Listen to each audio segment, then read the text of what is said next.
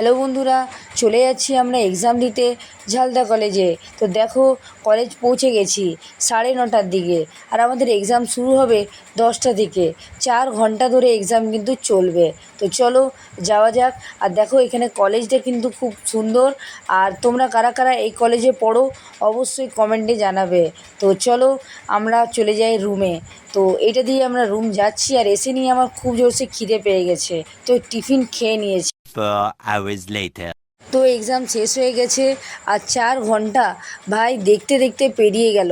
আর আমার এক্সামের মাঝে খুব জোরসে ভাই খিদে পেয়ে গেছিলো। মানে পরীক্ষা দিতে এলে ভাই কার কী টেনশন হয় জানি না, বাট আমার এত খিদে পায় কি বলবো। কোশ্চেন না পারলেও খিদে পায়, আবার কোশ্চেন পারলেও খিদে পায়। আর এদিকে দেখো, আমরা টিকিট কেটে নিয়েছি, বাট ট্রেন কোন দিকে আসবে সেটা কিন্তু খুঁজে পাচ্ছি না। তাই তারপরে পাওয়ার পরে আমরা এসে নিয়ে এখানে দাঁড়ালাম।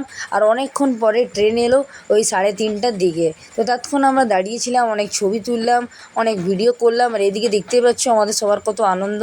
সত্যি এতদিন পর আমরা একটু শান্তি পেলাম যাকে বলে। আর এদিকে ট্রেন আমাদের চলে এসেছে। তো চলো যাওয়া যাক। কোয়েশ্চেন পেপার কিন্তু মোটামুটি ভালোই ছিল, আর কিন্তু টাইমের অভাবে কয়েকটা কোয়েশ্চেন ভাই ছাড়তে হয়েছে। তো চলো, আমাদের এক্সাম মোটামুটি ভালোই হয়েছে। কেমন লাগলো ব্লগটা জানাবে।